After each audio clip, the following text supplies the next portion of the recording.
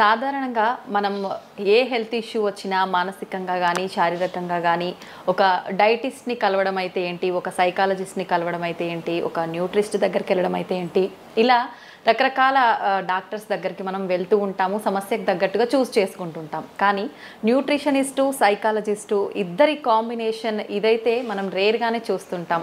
ఆ rare combination person ఎవరైతే ఉన్నారో ఇప్పుడు దానికి సంబంధించిన మేడం నాతో పాటు ఉన్నారు. ఆ మేడం ఎవరంటే న్యూట్రిషనిస్ట్ శ్రీదేవి గారు. ఇప్పుడు మేడంతో మాట్లాడి మనం మంచి మంచి విషయాల గురించి తెలుసుకుందాం.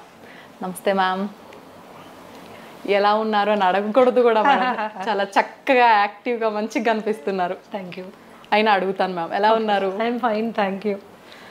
మ్యామ్, కొంచెం ఎల్డిఎల్ ఫ్యాట్ పెరిగింది అనగానే చాలా టెన్షన్ పడిపోతుంటారు. వెంటనే డాక్టర్ని కలవాలి, అమ్మో నాకు ఏమైపోతుందో అని చెప్పి హడావిడి చేస్తుంటారు. నిజంగా దాని గురించి అంత భయపడాలంటారా మ్యామ్? యా, ముందు మనం ఎల్డిఎల్ ఫ్యాట్ గురించి మాట్లాడుకునే దానికంటే ముందు అసలు కొలెస్ట్రాల్ అంటే ఏంటి, ఆ కొలెస్ట్రాల్ పేరు చెప్పగానే చాలామంది భయపడిపోతుంటారు. అదేదో చాలా క్లిష్టమైన లేకపోతే వెరీ బ్యాడ్ మెటీరియల్ అన్నట్టుగా బిహేవ్ చేస్తూ ఉంటారు అవగాహన లోపం మూలాన. కొలెస్ట్రాల్ అనేది ఇట్స్ అ వ్యాక్సీ సబ్స్టెన్స్, ఒక రకమైన కొవ్వు పదార్థం. ఈ కొలెస్ట్రాల్ అనేది మనకి చాలా ఇంపార్టెంట్ అయిన సబ్స్టెన్స్ అన్నమాట. ఎందుకంటే శరీరంలో ఉత్పన్నమయ్యేటటువంటి విటమిన్స్ కానీ, అలాగే మనకి కొన్ని రకాలైన హార్మోన్స్ కానీ, కణాల చుట్టూ ఉండేటటువంటి సెల్ మెంబ్రెయిన్స్ కానీ, వీటన్నిటి ఉత్పత్తిలో కొలెస్ట్రాల్ది ప్రముఖమైన పాత్ర. అండ్ ఈ కొలెస్ట్రాల్ అవసరంలో 80% కొలెస్ట్రాల్ శరీరం తనకి తాను తయారు చేసుకుంటుంది. 20% మాత్రమే మనకి ఆహారం ద్వారా వస్తుంది. కానీ కొన్ని రాంగ్ ఫుడ్స్ తీసుకున్నప్పుడు ఆ శాతం పెరిగే అవకాశం ఉంటుంది. ఈ కొలెస్ట్రాల్ ఏంటంటే శరీరంలోని అన్ని భాగాలకి ట్రాన్స్పోర్ట్ అవ్వడం చాలా ఇంపార్టెంట్. అలా ట్రాన్స్పోర్ట్ అవ్వడానికి, since it is not water soluble, నీళ్ళల్లో కరగదు కాబట్టి బ్లడ్లో వెళ్ళాల్సిన అవసరం ఏర్పడుతుంది. అయితే ఈ బ్లడ్లో ట్రాన్స్ఫర్ చేయడానికి కూడా దానికి ఒక రకమైన ప్రోటీన్ అవసరం. ఆ ప్రోటీన్ని వెహికల్గా తీసుకుని బ్లడ్లో ట్రాన్స్పోర్ట్ అవుతుంది. దాన్ని లైపోప్రోటీన్స్ అంటారు. లైపోప్రోటీన్స్ 2 రకాలుగా ఉంటాయి. ఎల్డిఎల్ ప్రోటీన్ ఒకటి, హెచ్డిఎల్ ప్రోటీన్ ఒకటి. ఎల్డిఎల్ అంటే low density lipoprotein, HDL is high density lipoprotein. మరి ఈ ఎల్డిఎల్ని ఎందుకు మనం బ్యాడ్ కొలెస్ట్రాల్ అనుకుంటాము, ఎందుకు దాని పేరు చెప్పి అది కొద్దిగా ఇంక్రీజ్ అయినప్పుడు ఎందుకు భయపడతాం? కారణం చాలా సింపుల్ అమ్మ. లైపోప్రోటీన్ ఏదైతే ఎల్డిఎల్ లో డెన్సిటీ లైపోప్రోటీన్ ఉంటుందో, దీని గుణం ఏంటి అంటే కొన్నిసార్లు ఎక్కువగా రక్తంలో దాని మోతాదు ఎక్కువగా ఉన్నప్పుడు కొన్ని పదార్థాలతో కలిసి అది గుండెలో ఉన్నటువంటి రక్తనాళాల్లో plaque formation or plaque formation అవుతుంది. అంటే చిన్న స్కేల్స్ లాగా తయారైపోయి అక్కడ పేరుకుపోతుంది అనమాట. అక్కడ పేరుకోవడం మూలాన అథెరోస్క్లిరోసిస్ అని, కరోనరీ ఆర్టరీ డిజీజ్ అని, స్ట్రోక్ అని ఇలాంటివన్నీ వచ్చేదానికి అవకాశం ఉంటుంది. కాబట్టి ఎల్డిఎల్ అనేది బ్యాడ్ కొలెస్ట్రాల్. అది కనుక మనకి పెరిగినట్లయితే గుండె సంబంధిత వ్యాధులు వచ్చేదానికి చాలా అవకాశం ఉంటుంది. కాబట్టి దాని గురించి తప్పనిసరిగా కేర్ తీసుకోవాల్సిన అవసరం ఉంది. కేర్ తీసుకోవాలి కానీ భయపడాల్సిన అవసరం ఏమీ లేదు. ఎందుకంటే ఇవన్నీ ఆహారం మూలాన వచ్చినవి. ఎల్డిఎల్ అనేది పెరిగింది మన ఆహారం మూలాన వచ్చింది. ఆహారంతోనే సెట్ చేసుకోవచ్చు. దానికి ప్రత్యేకంగా మెడిసిన్ నేను ప్రపోజ్ చేయను. ఎందుకంటే because I'm A therapeutic nutritionist. మేము ఆహారం ద్వారా దాదాపు 80 రకాల జబ్బుల్ని హ్యాండిల్ చేస్తాము, 30 రకాల ఇన్ఫెక్షన్స్ని హ్యాండిల్ చేస్తాము, 12 రకాల క్యాన్సర్స్ని హ్యాండిల్ చేస్తాము, ఇంక్లూడింగ్ అడిక్షన్స్. దాదాపు 15-20 రకాల అడిక్షన్స్, ఫోబియాస్ ఇవన్నీ కూడా మేము ఆహారం ద్వారా హ్యాండిల్ చేస్తాం. Without medicine, without medication. ఎందుకు అంటే నాకున్న ప్రత్యేకత ఏంటి అంటే ఐఎమ్ ఏ సైకోసోమాటిక్ హీలర్ అనమాట. మనిషికి ఉన్న మనసుకి, శరీరానికి 2 రకాల రుగ్మతల్ని కూడా ఆహారం ద్వారా మనం సాల్వ్ చేస్తాము. So it is not a problem at all. LDL పెరగడం అస్సలు మంచిది కాదు.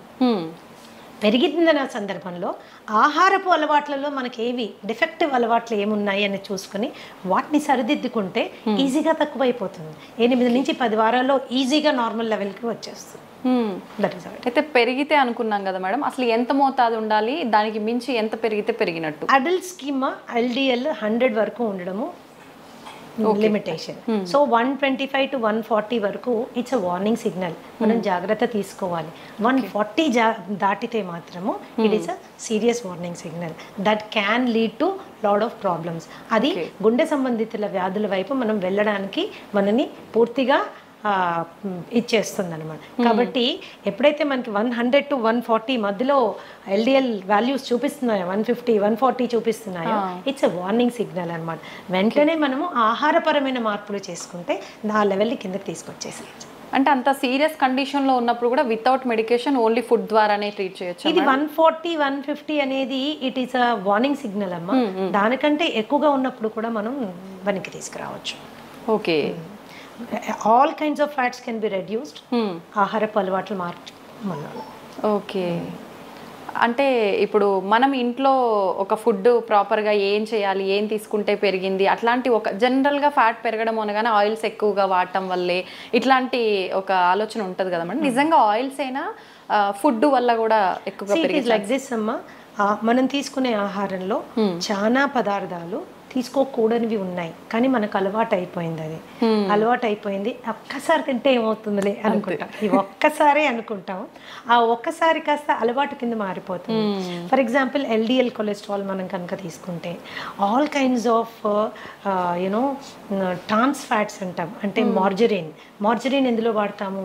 మన పఫ్ మేకింగ్లో, పిజ్జా మేకింగ్లో, చాలా వాటిల్లో, నాట్స్ ఇన్ పిజ్జా, చాలా బేకరీ ఐటమ్స్లో మార్జరీన్ వాడతారు. అలాగే Dalda is hydrogenated oil. Dalda కూడా, ఈ డాల్డా ఇలాంటివి ప్లస్ బ్రెడ్ స్ప్రెడ్స్ ఇప్పుడు చాలా వచ్చేస్తున్నాయి. ఈజీగా స్ప్రెడ్ అవుతుంది, ఇది సంతోషపడిపోతాం. అది ఈజీగా ఎల్డిఎల్ పెంచేస్తుంది, ఈజీగా కొలెస్ట్రాల్ పెంచేస్తుంది. సో ఇలాంటి కొవ్వు పదార్థాలు మనకి they will do lot of harm అన్నమాట. అలాగే ఈ ఆల్ కైండ్స్ ఆఫ్ జంక్, మైదాతో తయారు చేసినవి. ఇంకొకటి రిఫైన్డ్ ఆయిల్ మీద కూడా చాలా రీసెర్చ్ జరిగింది.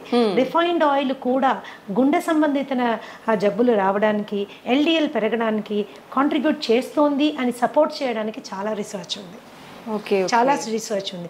ఎప్పటి వరకైతే మనము గానుగు నూనెల మీద మనము వంట చేసుకుంటే అలవాటు ఉండిందో అంతవరకు గుండె సంబంధిత జబ్బుల సంఖ్య ఎస్పెషల్లీ ఇన్ ఇండియా చాలా తక్కువగా ఉండేది.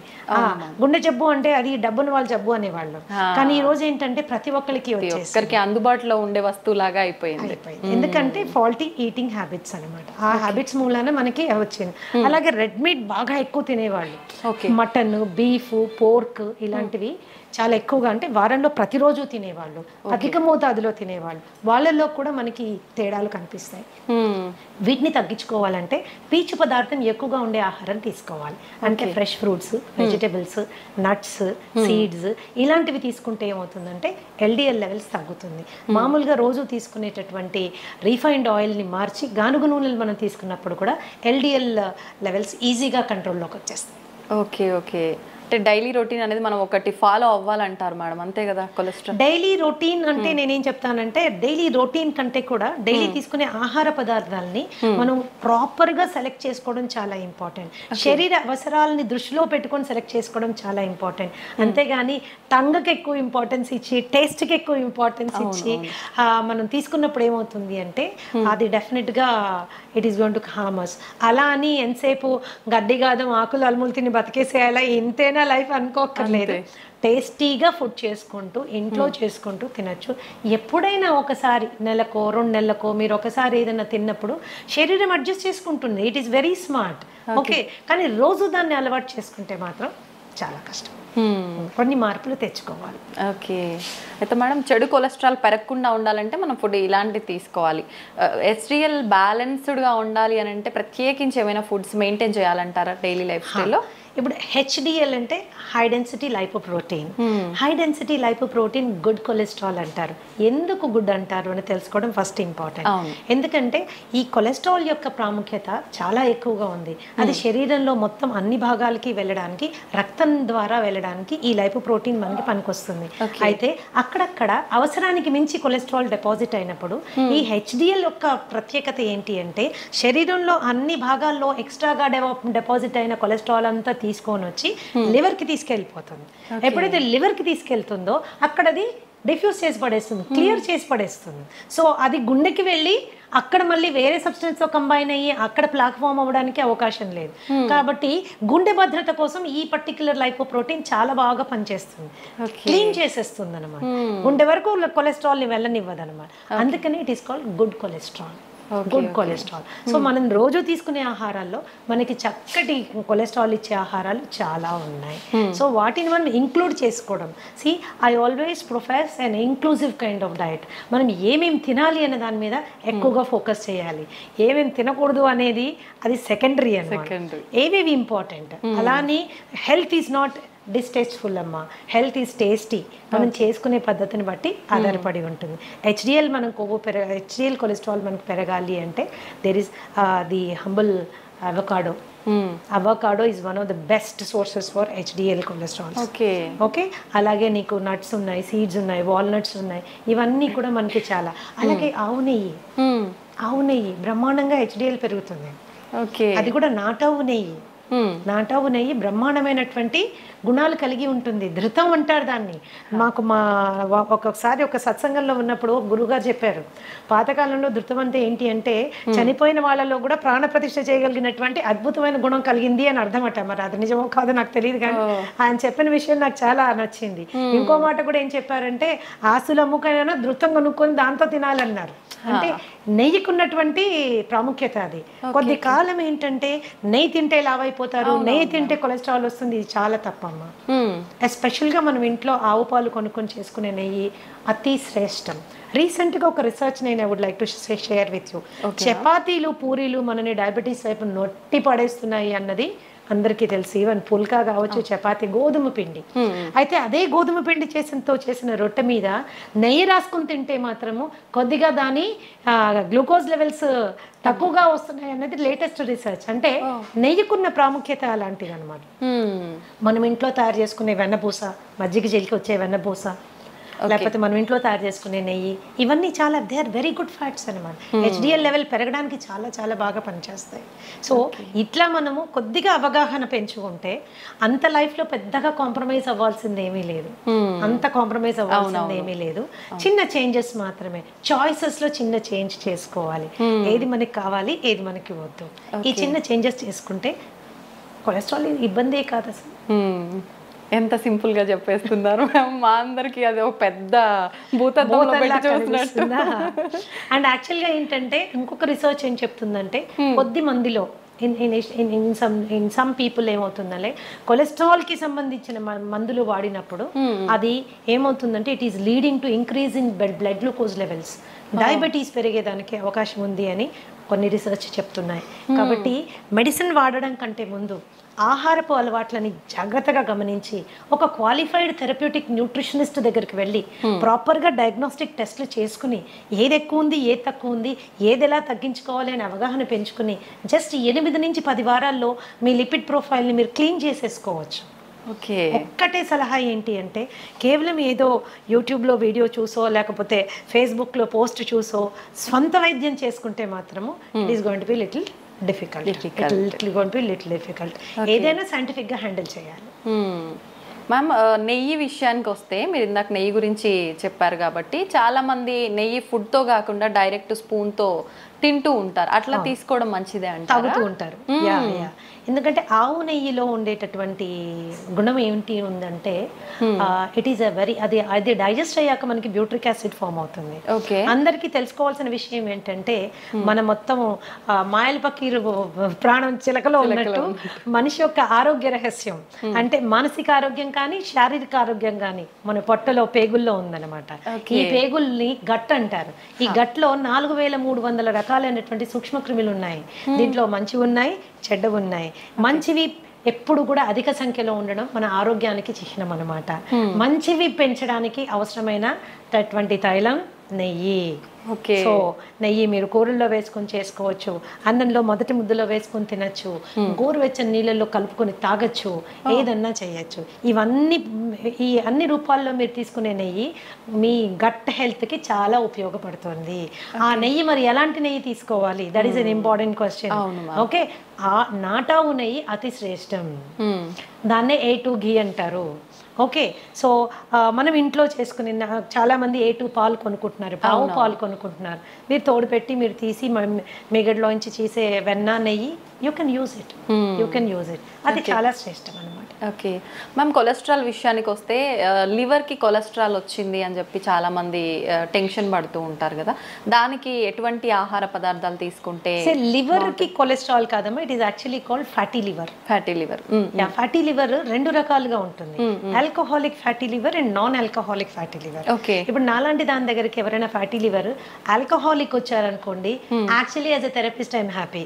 ఎందుకంటే కొట్టి ఆల్కహాల్ బంద్ చేయించేస్తే ఫ్యాటీ లివర్ చాలా వరకు కంట్రోల్లో వచ్చేస్తుంది అనమాట.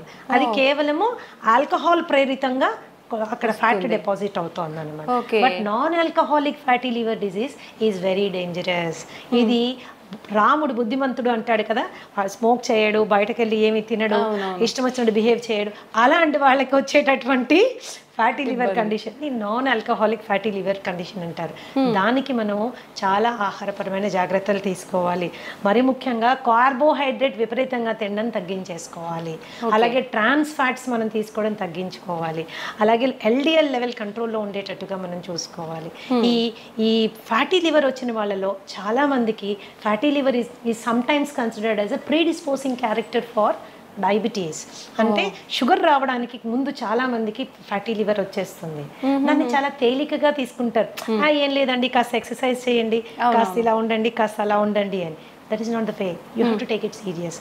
ఎందుకంటే ఈ ఫ్యాటీ లివర్ స్టేజ్ 1 నుంచి స్టేజ్ 2, స్టేజ్ 2 నుంచి స్టేజ్ 3, అక్కడి నుంచి ఫైబ్రోసిస్, సిరోసిస్, క్యాన్సర్ వరకు వెళ్ళే అవకాశం ఉంటుంది. కాబట్టి దాన్ని ఈజీ తీసుకోవడానికి వీల్లేదు. So basic foods for example కీరా జ్యూస్ బ్రహ్మాండంగా పనిచేస్తుంది ఫ్యాట్లో లివర్ తీసేయడానికి. నిమ్మరసము, ద హంబుల్ నిమ్మరసం, కాస్టే లేదు దాన్ని. So health is actually very economic, inexpensive అనమాట. చిన్న అవగాహన మనం తెలుసుకుంటే we will able to do it అనమాట. అండ్ ఫ్యాటీ లివర్ ఉంది అని మనకి ఎప్పుడు డౌట్ వస్తుందంటే, కొద్దిగా కుడివైపు బొజ్జ అంటే చేతులు కాళ్ళు సన్నగానే ఉన్నాయి, పొట్ట మాత్రమే ముందుకు వస్తుంది. ఎస్పెషల్లీ కుడివైపు మనం చెయ్యి వేసుకుని అంటే కొద్దిగా గట్టిగా కూడా తగులుతుంది అంటే వెంటనే వెళ్ళి ఒకసారి ఫ్యాటీ లివర్ చెక్ చేసుకోవడం చాలా చాలా ఇంపార్టెంట్. డయాబెటీస్ వచ్చింది అనుకుంటే కూడా వచ్చిన డయాబెటీస్ డిటెక్ట్ అయిన తర్వాత కంపల్సరీ ఫ్యాటీ లివర్ వెళ్ళి చెక్ చేసుకోవడం చాలా ఇంపార్టెంట్. ఏ స్టేజ్లో ఉంది, దట్ ఈస్ ఇంపార్టెంట్. దాన్ని కూడా తగ్గించుకుంటూ వెళ్ళాలి మనం, దట్ ఈస్ ఇంపార్టెంట్. ఇది కూడా మోతాదు ఏమైనా ఉంటుందా మ్యామ్, పర్సంటేజ్ ఫ్యాటీ లివర్? అట్లా కాదంటే మీరు అల్ట్రాసౌండ్ అబ్డామెన్ కి వెళ్ళినప్పుడు వాళ్ళు చెక్ చేసి మీకు గ్రేడ్ చెప్పేస్తారు. ఓకే, ఆ రిపోర్ట్ పట్టి మనకి స్టేజ్ 1 లో ఉన్నారా, స్టేజ్ 2 లో ఉన్నారా, స్టేజ్ 3 లో ఉన్నారా తెలిసిపోతుంది. Okay okay ma'am, dairy products విషయానికి వస్తే ఏవి తీసుకోవాలి, ఏవి తీసుకోకూడదు? నిజంగా కొంతమంది చెప్తుంటారు డైరీ ప్రొడక్ట్స్ స్కిప్ చేయడమే మంచిది, ఇప్పుడు అన్నిట్లో హార్మోన్కి సంబంధించిన ఇంజెక్షన్లు ఇలాంటివన్నీ వస్తున్నాయి కాబట్టి అని. నిజంగా ఏవి తీసుకుంటే బాగుంటుంది మ్యామ్? నేను గతంలో కూడా చాలాసార్లు చెప్పానమ్మా. చాలా మంది వాదనకి కూడా దిగుతారు. మన తాతలు, తండ్రులు, ముత్తాతలు అందరూ పాలు తాగారు, ఇప్పుడు మీరెందుకు చెప్తున్నారు పాలు తాగకూడదని? పాలు డెఫినెట్ గా ఇట్స్ ఏ హోల్సమ్ ఫుడ్. మరి పిల్లలకి ప్రోటీన్ ఎలా వస్తుంది, పిల్లలకి మనకి కాల్షియం ఎలా వస్తుంది, ఇవి రెండు మనకు కావాలంటే పాలు తాగాలి కదా. మన చిన్నప్పటి నుంచి తాగాం కదా, ఇప్పుడు మీరు కొత్తగా ఇలాంటి వింత విషయాలు చెప్తున్నారు ఏంటి అని. సో తప్పులు మీరు చెప్పింది కూడా కరెక్టే. ఎప్పుడో మన తాతల తండ్రులంతా పాలు తాగారు, కానీ అప్పుడు ఆవులు వేరు, అప్పుడు పాలు వేరు. ఇప్పుడు ఆవులు వేరు, ఇప్పుడు పాలు వేరు. ఓకే, సో ఇప్పుడు చాలా సందర్భాల్లో మనం ప్యాకెట్ పాలు తెచ్చుకుంటే అవి అసలు పాలో కాదో మనకు తెలియదు. పాలలో నీళ్లు కలిపారనుకోండి, that is a healthy thing. అంటే ఓన్లీ నీళ్లు ఉన్నాయని సంతోషపడచ్చు మనం, కానీ నీళ్లు కాకుండా ఇంకెన్నెన్నో కలిపేస్తే అవి విషమై మనని ఎన్నో విధాలుగా మనని ఇబ్బంది పెడుతున్నాయి. మిల్క్ మీరు తీసుకున్నట్లయితే దాని ప్రోటీన్ కంటెంట్ కానీ, దాని కాల్షియం కంటెంట్ కానీ, నాన్ మిల్క్ సోర్సెస్ చాలా ఉన్నాయి. మీ మునగాకు తీసుకోండి. ఓకే, ఫర్ ఎగ్జాంపుల్ టేక్ మునగాకు. నువ్వులు తీసుకోండి, దానిలో ఉన్న కాల్షియం కానీ, దానిలో ఉన్న ప్రోటీన్ కానీ. మునగాకు పచ్చిదానికంటే కూడా ఎండు పౌడర్ ఏదైతే ఉంటుందో, మునగాకు పౌడర్ ఏదైతే ఉంటుందో బ్రహ్మాండంగా కాల్షియం లెవెల్స్ అనమాట. ఓకే, ఎన్నో రెట్లు పాల కంటే ఎక్కువగా ఉంటుందని. ఒక స్పూన్ రోజు తీసుకుంటే సరిపోతుంది. ఎలా తీసుకోవచ్చు మేడం? కాంబినేషన్ మజ్జిగలో కలిపి తీసుకోవచ్చు, నీళ్ళలో కలిపి తీసుకోవచ్చు. దాన్ని పొడి కింద తయారు చేసుకుని కాస్త వెల్లుల్లిపాయలు, జీలకర్ర, ఎండుమిరపకాయలు వేసి దాన్ని పొడి కింద చేసుకొని అంత నెయ్యి వేసుకొని మొదట ముద్ద గట్టిగా కలుపుకొని తినచ్చు. టేస్టీ ఉంటుంది, హెల్త్కి హెల్త్ వస్తుంది. ఓకే. అయితే ఈ మిల్క్ ఇప్పుడు ఏం చేస్తుంది, మిల్క్లో ఒక ప్రోటీన్ ఉంటుంది కేసిన్ అని. ఈ కేసిన్ చాలా మందికి ఎలర్జిక్ కండిషన్స్ ప్రొడ్యూస్ చేస్తుంది. చాలా మందికి కడుపులో అది డైజెస్ట్ అవ్వక గ్యాస్ కానీ లేకపోతే ఇండైజెషన్ కానీ అలాగే బెల్చింగ్ అండ్ బ్లోటింగ్ అంటారు, పొట్ట ఉబ్బినట్టు అవ్వడం కానీ ట్రైన్ పుల్ రావడం కానీ ఇవన్నీ జరుగుతాయి. ఎందుకు కేసిన్ వాళ్ళకి డైజెస్ట్ అవ్వదు కాబట్టి, కేసిన్ డైజెస్ట్ అవ్వదు కాబట్టి. సో అలాంటి సందర్భాల్లో పాల అవసరం ఏంటి అసలు? అవును, ఒక స్టేజ్ దాటింది టాడ్లర్ అంటాం, అంటే కాలు మీద నడవడానికి అలవాటు పడిన బిడ్డకి పాలు సంపూర్ణ ఆహారం కాదు.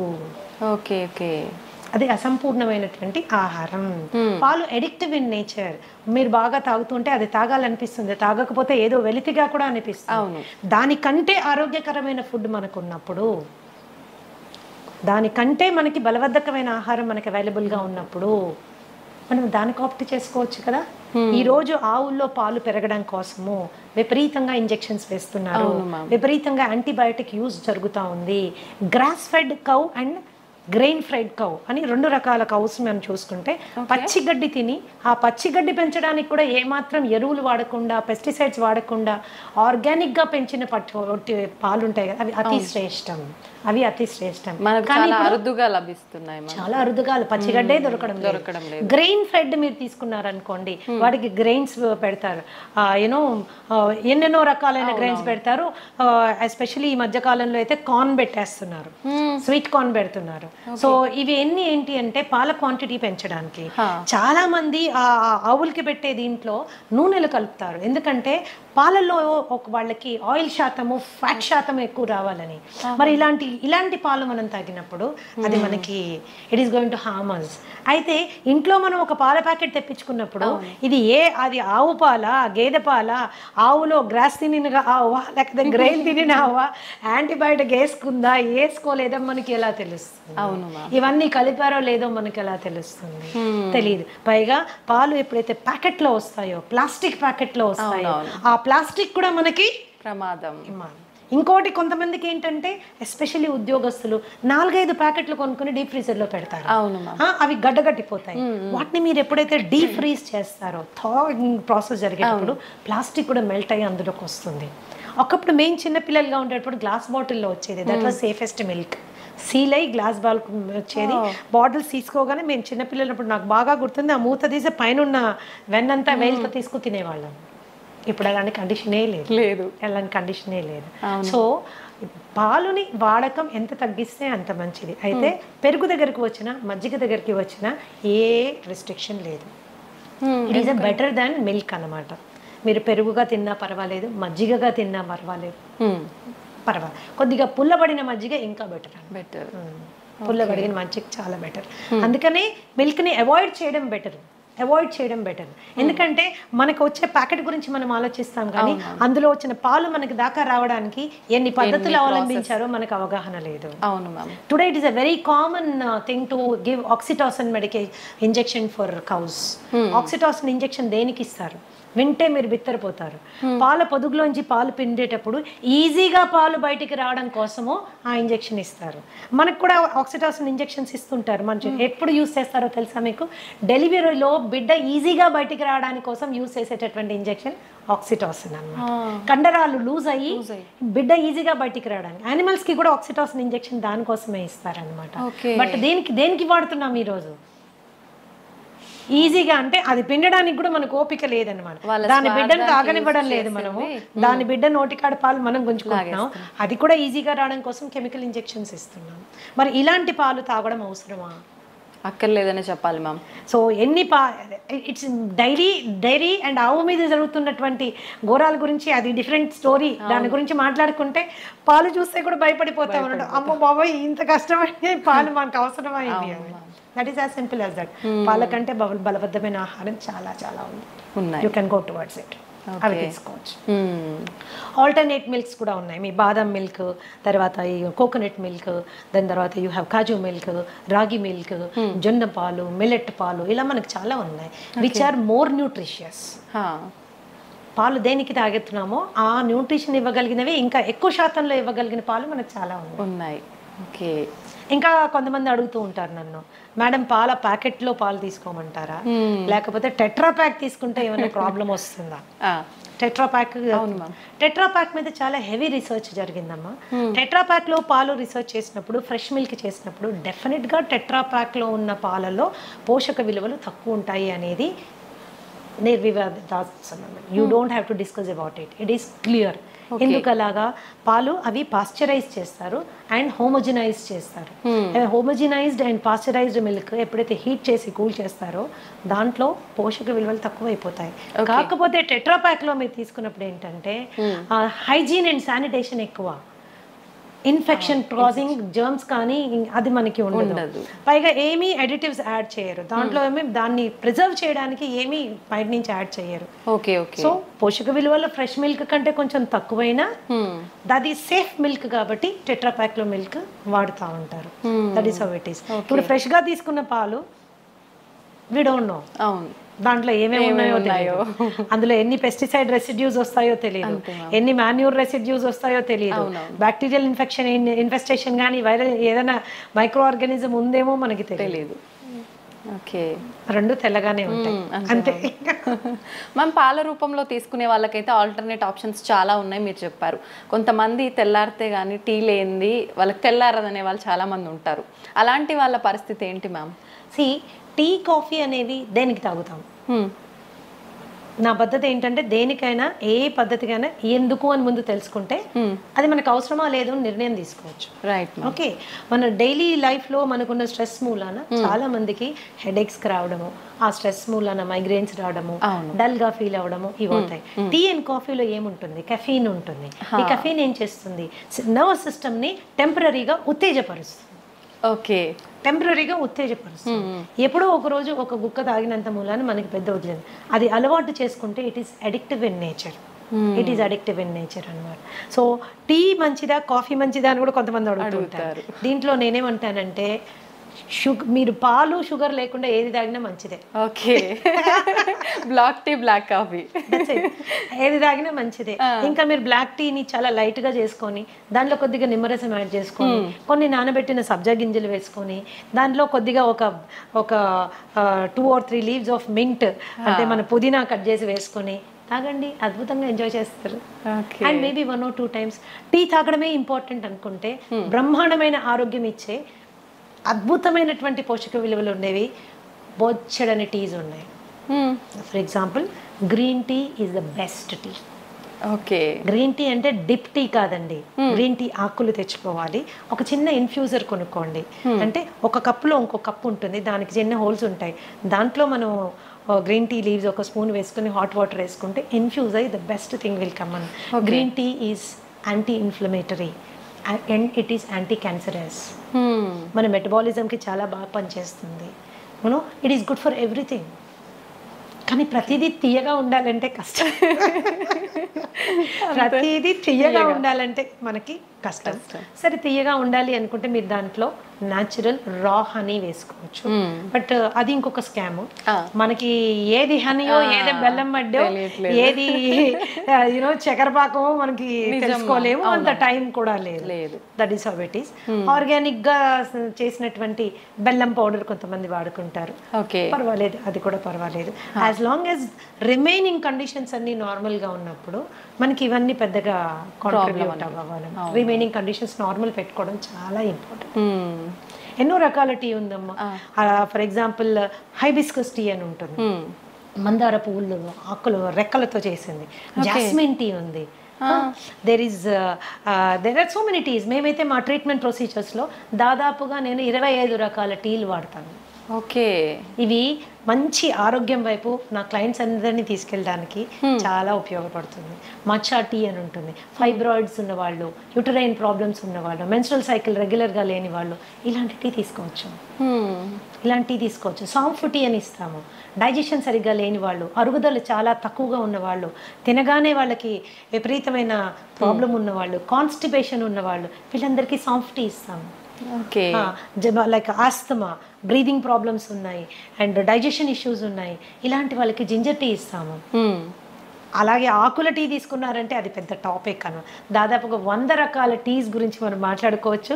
అవి మనకి ఎంత చీపు, ఎంత హెల్త్ ఇస్తాయి అన్న దాని మీద క్లియర్గా డిస్కస్ చేసుకోవచ్చు అనమాట. So general coffee and tea కంటే కూడా మీరు ఇలాంటి కైండ్ ఆఫ్ వాటిని అలవాటు చేసుకుంటే అదేదో వెచ్చగా తాగాలి అనే ఒక కోరిక తీరుతుంది, హెల్త్ కూడా ఎఫెక్ట్ అవ్వదు.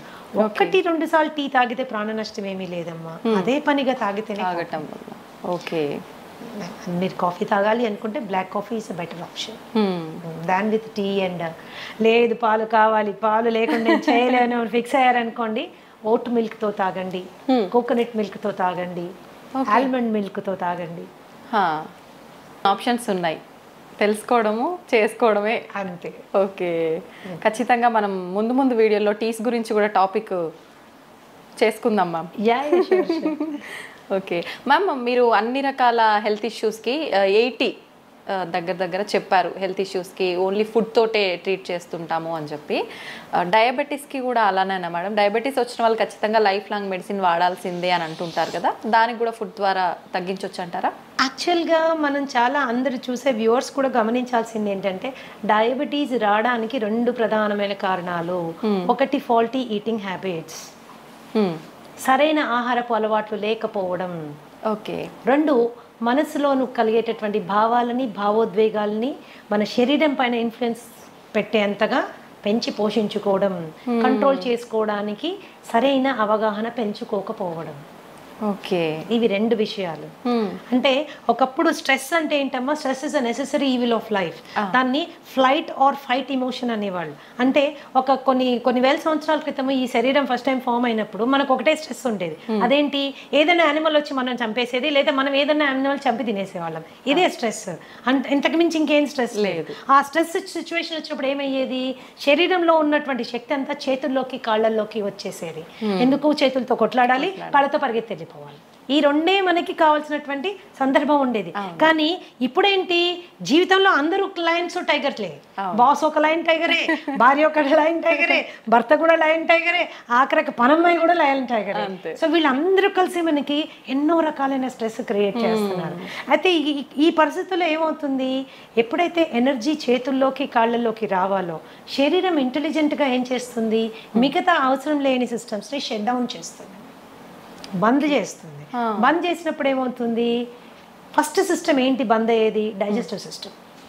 అందుకనే స్ట్రెస్ఫుల్గా ఉన్నప్పుడు తిన్నది అరగదు, తిన్నది అరగదు, ఒక రకంగా మనకి డిఫరెంట్ గా ఉంటుంది. ఓకే, ఎందుకు అది క్లోజ్ అయిపోయింది. తర్వాత అది రిలాక్స్ అయిపోయి మళ్ళీ స్టార్ట్ అయినప్పుడు ఏంటి, మళ్ళీ అంటే డైజెషన్ ప్రాసెస్ కొద్దిగా ఆగి జరుగుతుంది అనమాట. It is not giving us proper ఇది. అండ్ ఇంకొకటి, డయాబెటీస్కి వచ్చేసరికి చాలా మంది ఓన్లీ 3 రకాల టెస్టులు చేసుకొని ఆ డయాబెటీస్ని హ్యాండిల్ చేయాలనుకుంటారు. అంటే for example fasting sugars, post lunch sugars, ఇప్పుడు HbA1c, ఈ 3 మాత్రమే చేసుకుని వాళ్ళు డయాబెటీస్ని కంట్రోల్ చేసుకోవడానికి రకరకాల మందులు తీసుకుని ముందుకు వెళ్తూ ఉంటారు. నేనేమంటానంటే, ఏ జబ్బు మనకి వచ్చినా రూట్ కాజ్ తెలుసుకోవడం చాలా ఇంపార్టెంట్. నాకు డయాబెటీస్ ఎందుకు వచ్చింది, వై. సో మా దగ్గర మేము ట్రీట్మెంట్ చేసేటప్పుడు కూడా ఖచ్చితంగా రూట్ కాజ్ అనాలిసిస్ అని 13 రకాల బ్లడ్ టెస్టులు చేయిస్తాం to understand the inside of a person, లోపల ఏం జరుగుతోంది. చాలా మటుకు మనకి అవుట్వర్డ్గా మనకి సిమ్టమ్స్ తెలియవు. అవును ma'am, we don't feel it, వెళ్ళి చెక్ చేసుకుంటే కానీ మనకి తెలియదు. That is how it is. And ఈ డయాబెటీస్ వచ్చిన వాళ్ళు టైప్ 2 డయాబెటీసా, టైప్ 1 డయాబెటీసా, బేసిక్ వాళ్ళు తెలుసుకోవాల్సి ఉంటుంది మనకి. ఒకవేళ టైప్ 2 డయాబెటీస్ మనం మాట్లాడుకుంటే సి పెప్టైడ్ అని ఒక టెస్ట్ ఉంటుంది. సీరం ఫాస్టింగ్ సి పెప్టైడ్ అంటే ఏం భోజనం చేయకుండా సి పెప్టైడ్ టెస్ట్ చేసుకుని ఆ సి పెప్టైడ్ వాల్యూ మనకి ప్యాంక్రియాస్ ఎంత పనిచేస్తుంది, ప్యాంక్రియాస్ పని చేయకపోవడం మూలానే డయాబెటీస్ వస్తుంది. కాబట్టి ప్యాంక్రియాస్ పనితీరు ఏ విధంగా ఉంది, ఎంత ఇన్సులిన్ ప్రొడ్యూస్ చేయగలుగుతుంది అనేది ఎస్టిమేట్ చేయడము very very very very important. అది ఎప్పుడైతే మనం ఎస్టిమేట్ చేసుకుంటామో, ప్యాంక్రియాస్ ప్రొడక్షన్ బాగానే ఉంది అనుకుంటే 100% మనకి డయాబెటీస్ రివర్సిబుల్ అవుతుంది. If you C peptide value is 1 and more, ఏది fasting C peptide value 1 and more ఉంటే కనుక 100% మనం ఆ డయాబెటీస్ని రివర్స్ చేసుకోగలము. కానీ 1 కంటే కిందకి వెళ్ళిపోతున్నప్పుడు, 5.5 కంటే కిందకి వెళ్ళిపోతున్నప్పుడు it is going towards type 1 diabetes అన్నమాట. ఈ టెస్ట్ చేయకుండా, ఈ నిర్ధారణ కాకుండా దాన్ని హ్యాండిల్ చేయడం అనేది నా ప్రకారము I feel it's a defective way of looking at it. Okay okay. And మనం అనుకుంటాం వైట్ రైస్ తినడం మూలాన, ఇంకోటి తినడం మూలాన, షుగర్ తినడం మూలాన. చాలా మంది నా క్లయింట్స్ వచ్చి చెప్తాను, నేను షుగరే తినట్లేదు మేడం, ఎప్పుడో మానేసాను, నోరు కట్టేసుకున్నాను, అయినా షుగర్ పెరిగిపోతుంది అని. సో మీరు ఏం తిన్నా అది షుగర్ కింద మారుతుంది, ఓకే ఏం తిన్నా అది షుగర్ కింద మారుతుంది. అంటే మరి అన్ని తినడం మానేసేమా? చాలా మంది ఈ షుగర్ పేషెంట్స్ వీక్ అయిపోతారు, ఎందుకంటే భయపడిపోతారు. అమ్మో ఇది తిరిగితే షుగర్ పెరుగుతుంది, అది తింటే షుగర్ పెరుగుతుంది, అది తినకూడదు, ఇది తినకూడదు, అది మానేయండి, ఇది మానేయండి. అది కాదు, ఫస్ట్ లోపల ఏం లోపాలు ఉన్నాయో తెలుసుకోవాలి. ఓకే లోపల ఏం లోపాలు ఉన్నాయో తెలుసుకోవాలి. వైటమిన్ డి లెవెల్స్ ఎన్ని ఉన్నాయో మనకు తెలియాలి. And there is direct and indirect relationship between vitamin D levels and diabetes. అది మనం ఖచ్చితంగా తెలుసుకోవాలి. B12 ఎంత ఉంది, దానికి దీనికి కనెక్షన్ ఏంటి? యా వైటమిన్ సి, దాని పరిస్థితి ఏంటి, దానికి డయాబెటీస్కి కనెక్షన్ ఏంటి? Lots of research is available. ఎంతసేపటికి మనము షుగర్ లెవెల్ తగ్గించడం మీదనే ఫోకస్ చేయడం బదులుగా శరీరానికి కావాల్సిన శక్తిని, దానికి కావాల్సిన విటమిన్స్ని, దానికి కావాల్సిన మినరల్స్ని, దానికి కావాల్సిన ప్రతి పోరాడే వెపన్ని మనం ఇచ్చామనుకోమా, అది డయాబెటీస్ని తన్ని బయటికి తరిమేస్తుంది. ఇట్స్ వెరీ సింపుల్ అన్నమాట. కాబట్టి it is a life style disorder. అది లైఫ్ స్టైల్ అంటేనే మనం పద్ధతులు సరైన నిద్ర లేదు, సరైన ఆహారం లేదు, తీసుకునే ఆహారం టైం ప్రకారం తీసుకోము, అవును, అండ్ విపరీతమైన స్ట్రెస్. ఈ స్ట్రెస్ని మేనేజ్ చేసుకునే దానికి కూడా మనము ఎటువంటి జాగ్రత్త తీసుకోము. అందుకే మా దగ్గరికి వచ్చినప్పుడు మేము ఏం చేస్తామంటే డయాబెటీస్ని మేము వెనక్కి తీసుకెళ్లే టైంలో, because I'm a psychosomatic healer, ఖచ్చితంగా మానసిక ఒత్తిడిని తగ్గించేటటువంటి ఆహారము, శారీరకమైనటువంటి అవసరాలు అంటే దాని vitamins and mineral balances support చేసేటటువంటివి పెట్టుకుంటూ వెళ్తాం. కాబట్టి ఓకే ధనాధన్ షుగర్ లెవెల్స్ పడడం స్టార్ట్ అవుతాయండి. ఒకసారి షుగర్ లెవెల్స్ పడడం స్టార్ట్ అయితే మెడికేషన్ డోసేజ్ నెమ్మదిగా తగ్గించుకుంటూ వెళ్తాము. ఒకసారి అలా తగ్గించుకుంటూ వెళ్ళి 1 fine day ఆ మెడిసిన్ ఎత్తిపడేస్తాము. ఓకే, ఈ స్టేజ్ని రెమిషన్ స్టేజ్ అంటారు. Remission is purely temporary stage of health. Okay, so చాలా మందికి ప్రాబ్లం ఏమొస్తుందంటే తగ్గి నార్మల్ అవ్వగానే తగ్గిపోయిందే కదా, సో సింపుల్ అనేసి మళ్ళీ నెక్స్ట్ డే నుంచి అన్ని మొదలు పెడతారు. పైనుంచి ఒక కంప్లైంట్ చేస్తారు, ఏంటి మేడం ఇది మళ్ళీ తినగానే వచ్చేసింది. నువ్వు ఫస్ట్ తిన్నావు కాబట్టి ఇది వచ్చింది, ఫస్ట్ ఫాల్టీగా తిన్నావు కాబట్టి ఇది వచ్చింది, కరెక్ట్ చేసుకున్నావు కాబట్టి తగ్గిపోయింది, కరెక్ట్ చేసుకుని మళ్ళీ బ్యాక్ వెళ్ళావు కాబట్టి మళ్ళీ వస్తుంది. సో నేనేమంటానంటే ఒక రెమిషన్ స్టేజ్ రాగానే మనం తీసుకున్న జాగ్రత్తని కనీసం 1 సంవత్సర కాలం కనుక మనం అలాగే మెయింటైన్ చేసుకోగలిగితే అది రివర్సల్ అయిపోతుంది. ఓకే, అది రివర్సల్ అయిపోతుంది. డయాబెటీస్ తగ్గించుకోవడానికి ఆడ మగ తేడా లేదు, వయస్సుతో తేడా లేదు, మీ డయాబెటీస్ వయస్సు కూడా తేడా లేదు. అది 20 ఏళ్ళ నుంచి ఉంది, 15 ఏళ్ళ నుంచి ఉంది, 30 ఏళ్ళ నుంచి ఉంది, నేను టాబ్లెట్లు వేసుకుంటున్నాను, ఇన్సులిన్ వేసుకుంటున్నాను, ఏ దాన్నైనా మనం వెనక్కి పట్టుకెళ్ళచ్చు. చిన్న పిల్లల్లో కూడా ఇప్పుడు చిన్న పిల్లల కండిషన్ డిఫరెంట్ అమ్మా. That is called type 1 diabetes. Okay, type 1 diabetes వచ్చినప్పుడు మనము again C peptide fasting post lunch 2 చేసుకుంటాము. సి పెప్టైడ్ వాల్యూ చాలా తక్కువ ఉంటుంది.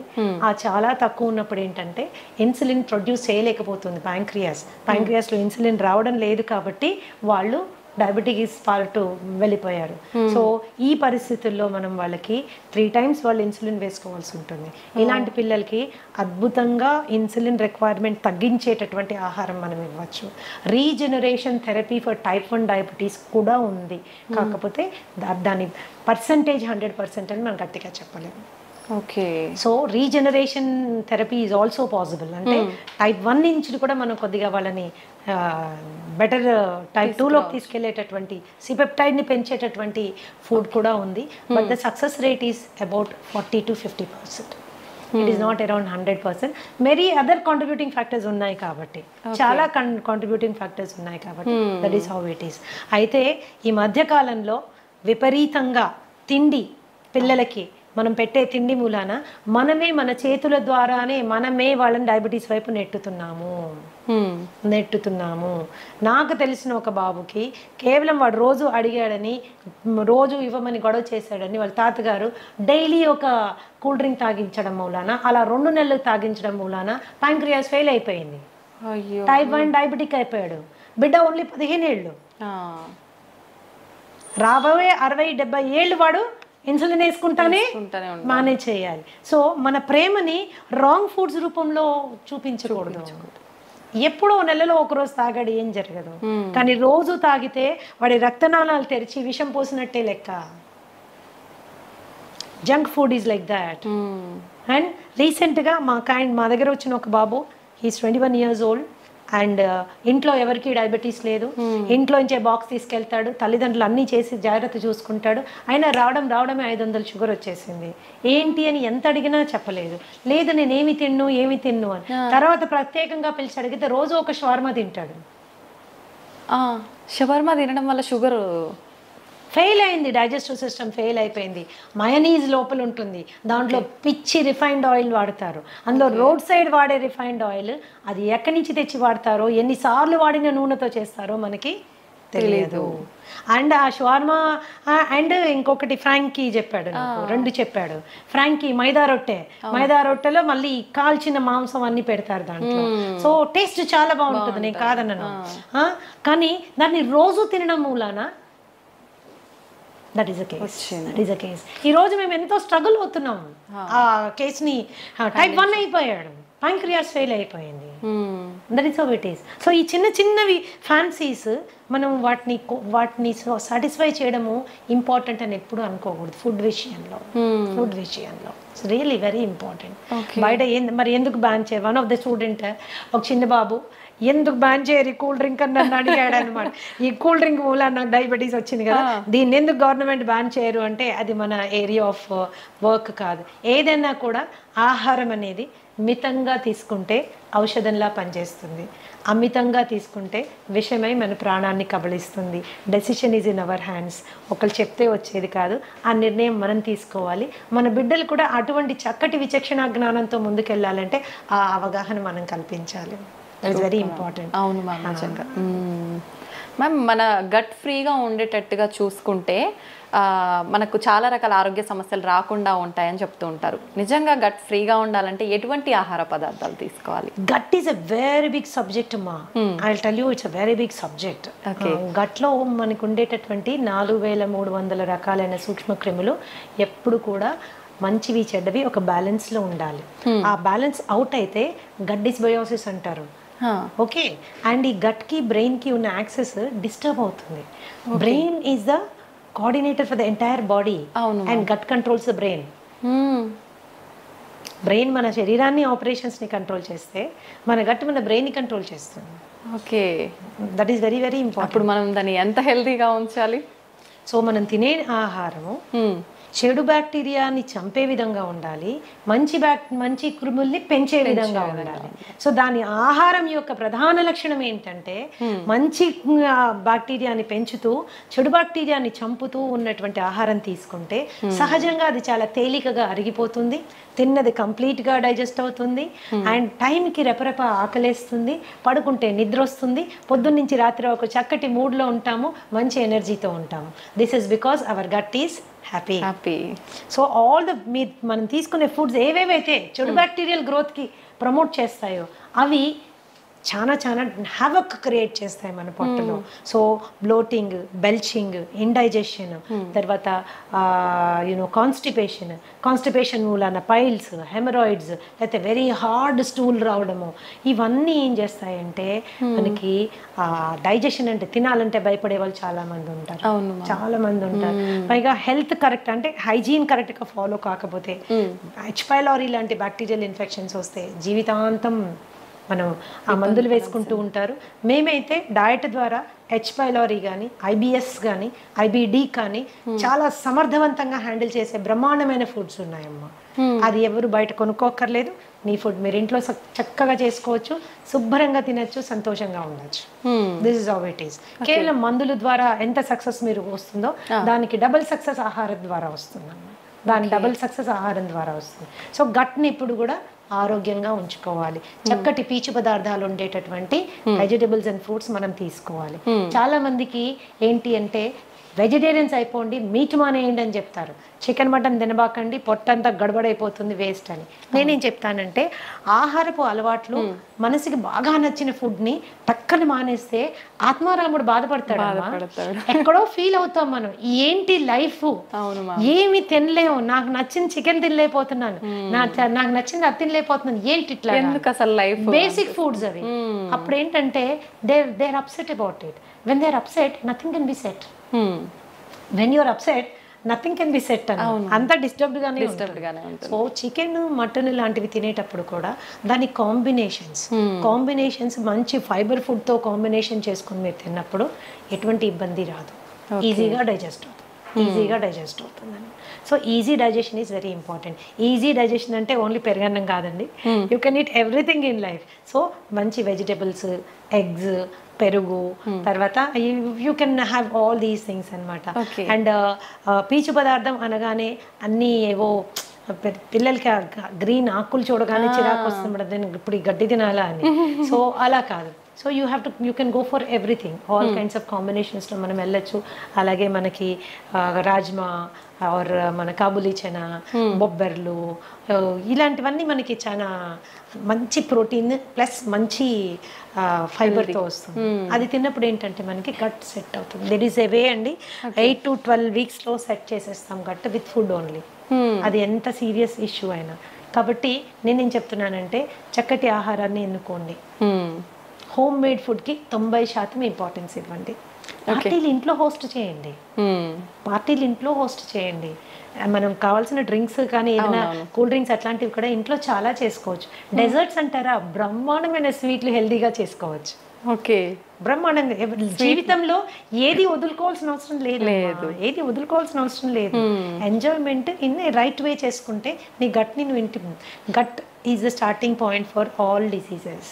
దాదాపుగా 200 రకాలైనటువంటి జబ్బులు ఇక్కడి నుంచి స్టార్ట్ అవుతాయి.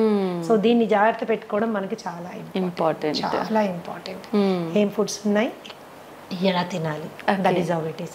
ఎప్పుడైనా ఒకరోజు అంటే మేడం మమ్మల్ని హోటల్కే వెళ్ళొద్దంటారా, నేను ఒక్కసారి కూడా బిర్యానీ తినద్దా, ఇంకా నేను ఎందుకు అందులో హైదరాబాద్లో ఉండి నన్ను బిర్యానీ తినద్దంటారా అంటే ఓఎస్ తినండి తప్పకుండా, ఎందుకు మానేస్తారు, అలా మానేయమని చెప్పట్లేదు. కానీ దానికి మీ పొట్టని మిమ్మల్ని ప్రిపేర్ చేసుకోండి. Go to A place where biryani is done with ghee and not with Dalda.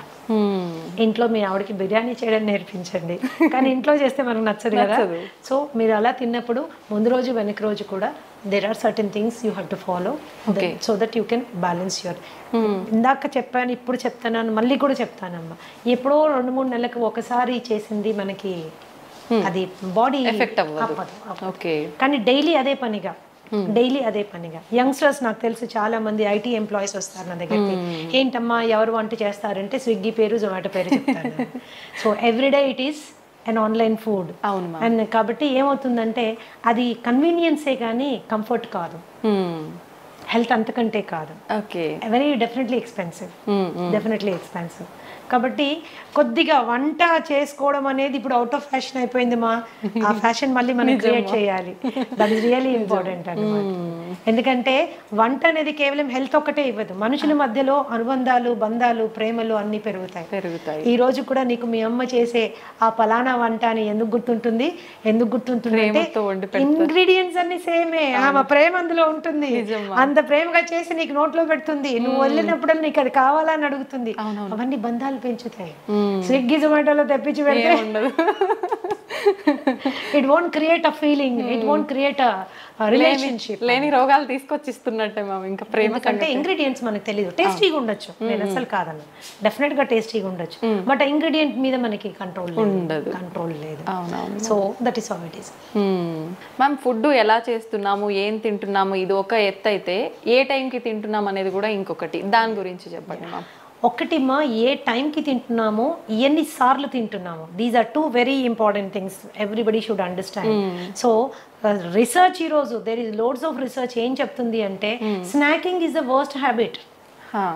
పొద్దున్న బ్రేక్ఫాస్ట్ తిన్నాము, మధ్యాహ్నం లంచ్ తిన్నాము, రాత్రికి డిన్నర్ తిన్నాము, ఇది ఎప్పుడు మనకి ట్రబుల్ క్రియేట్ చేయదు.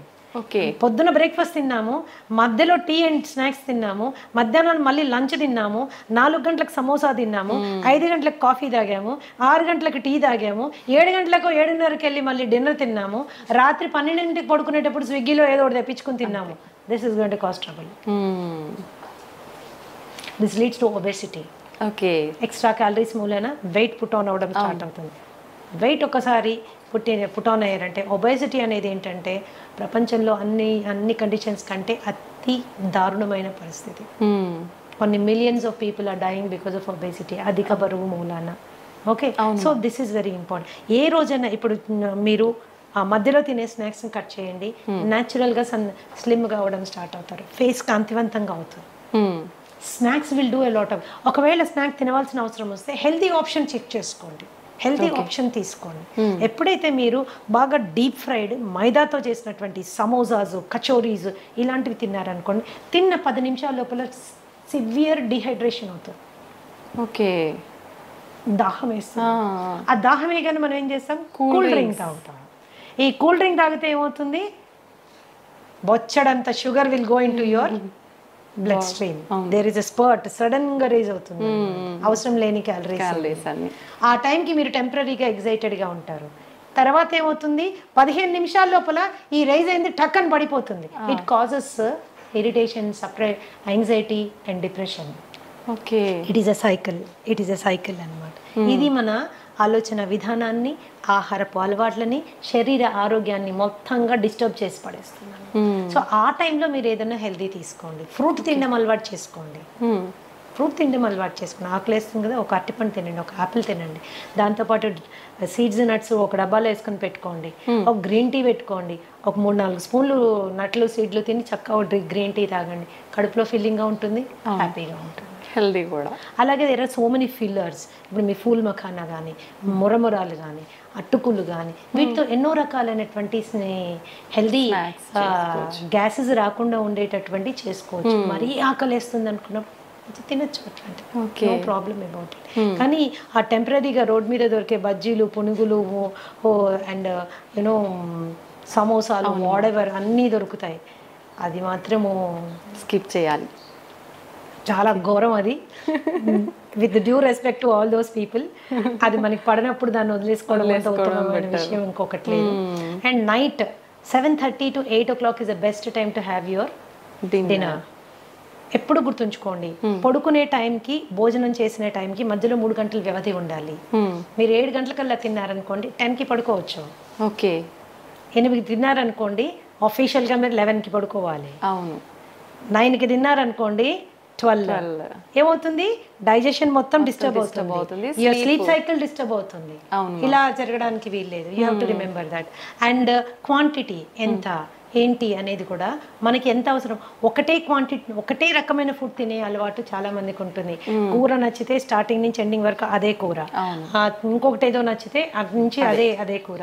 సో ఒక బ్యాలెన్స్డ్ డైట్ ప్లేట్ అనేది మనము మెయింటైన్ చేసుకోవాలి, అన్నీ ఉండేటట్టు చూసుకోవాలి, ఆల్ కైండ్స్ ఆఫ్ థింగ్స్. ఇప్పుడు టైం మనకి లేదు, అన్నిటికీ మన బాస్ కోసం టైం ఉంది, ఉద్యోగం కోసం టైం ఉంది, టార్గెట్స్ కోసం టైం ఉంది, కానీ మన కోసం మనకి టైం లేదు.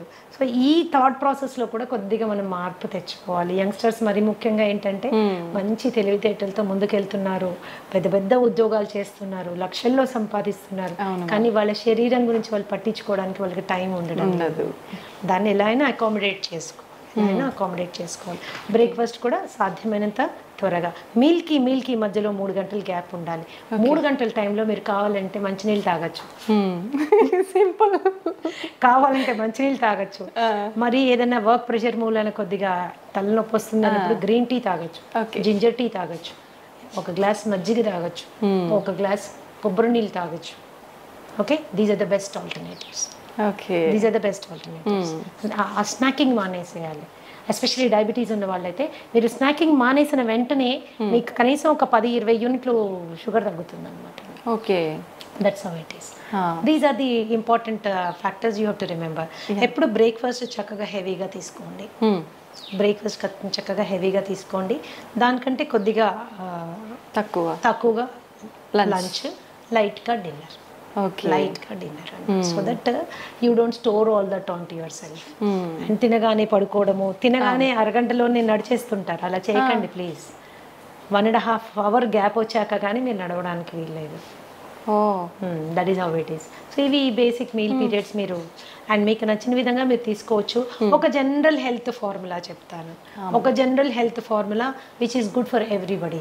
సో మనము ఇండియన్స్ ఏంటంటే especially south Indians starch oriented అంటే కార్బ్ ఓరియంటెడ్ డయట్లో మనం ఉంటాము. ఇప్పుడు మనకు అంతా రిఫైన్డ్ అండ్ పాలిష్డ్ ఫుడ్ కాబట్టి అది చాలా వరకు not doing lot of harm కాబట్టి ఒక చిన్న రేషియోలో మనం ఆహారం తయారు చేసుకోవచ్చు. ఏంటది? 20% ఫుడ్ కార్బోహైడ్రేట్. మీరు అందులో అన్నం తింటారో, ఒక పులక తింటారో, లేకపోతే ఒక జొన్న రొట్టె తింటారో, మీరు ఏం తింటారో ఒక 20% నుంచి 25% వరకు కార్బ్స్ వచ్చేటట్టు తినండి. అలాగే 30 నుంచి 35% వరకు please go for protein. Okay, గుడ్లు, పన్నీర్, తోఫు, చికెన్, తర్వాత మటన్ కూడా తీసుకోవచ్చు. మనం అంటే ఎవ్రీడే కాదు, జనరల్గా చెప్తున్నాను, అన్నీ ఇలా మీరు తీసుకోవచ్చు. అండ్ అట్లీస్ట్ 40% ఎనర్జీ కొవ్వులోంచి వచ్చేటట్టుగా మీరు డైట్ని మోడిఫై చేసుకుంటే, నెయ్యిలోంచి, కోకోనట్ ఆయిల్లోంచి, అవకాడోస్లోంచి, ఎస్ మనం తీసుకునే నట్స్ అండ్ సీడ్స్లోంచి మనకి ఎనర్జీ వచ్చేటట్టు పెట్టుకుంటే ఏమవుతుంది? It will balance your metabolism అనమాట. And especially lifestyle disorders like you know BP కానీ, షుగర్ కానీ, ఇలాంటివి, థైరాయిడ్ కానీ, ఇలాంటివి రాకుండా మనము సేఫ్ గార్డ్ చేసుకోవచ్చు. ఎప్పుడు కూడా 0 కార్బోహైడ్రేట్ డైట్ ఎవరు తినకూడదు. ఓకే, ఎందుకంటే నర్వస్ సిస్టమ్కి కావాల్సిన ఎనర్జీ అంతా కార్బోహైడ్రేట్. ఓకే, నర్వస్ సిస్టమ్ కావాల్సినంత ఎనర్జీ కార్బోహైడ్రేట్. మీరు అసలు కార్బోహైడ్రేటే లేదనుకోండి, దెబ్బతింటుంది. That's going to cause lot of harm అన్నమాట. 0 కార్బోహైడ్రేట్ డైట్ ఎప్పుడు తీసుకోవద్దు. చాలా మంది చేసేస్తుంటారు, డైట్ అనగానే అన్ని మానేస్తారు, ఉట్టి వెజిటబుల్స్ మాత్రమే. అందులో కూడా కొద్దిగా కార్బోహైడ్రేట్ ఉంటుంది, కానీ మనకు కావాల్సింది సరిపోదు అది. ఓకే ఓకే, మేము క్యాన్సర్ పేషెంట్స్కి కూడా 10-15% కార్బోహైడ్రేట్ పెడతాం నేను. ఓకే, బికాస్ నర్వస్ సిస్టమ్ మనము మేనేజ్ చేయాలి, బ్లాక్అవుట్ అయిపోతాం లేకపోతే. ఓకే, ప్రోటీన్ కూడా విపరీతం ప్రోటీన్ తీసుకోకండి. 1/2 కిలో చికెను, 1/2 కిలో మటను, లేకపోతే ఒక డజన్ గుడ్లు, కొన్ని డైట్స్ నేను విన్నాను. ఇవేమవుతుందంటే మనకుండే కిడ్నీ ఎంత ఇంత, దాని మీద ఎంత లోడ్ వేసింది కిడ్నీ ప్రోటీన్, దాని ప్రోటీన్ ఫిల్ట్రేషన్ ఎక్కడ జరుగుతుంది? కిడ్నీలో జరుగుతుంది. లోడ్ వేయబాకండి. పీస్ఫుల్గా మీ డయట్లో 30-35% మీరు ప్రోటీన్ పెట్టుకోండి. మిగతా అదంతా ఎనర్జీ ఫ్యాట్లో వచ్చేటట్టు పెట్టుకోండి. కనీసం 40 నిమిషాలు ఏదన్నా మీరు జీవితాంతం చేయగలిగిన ఎక్సర్సైజ్ చేయండి.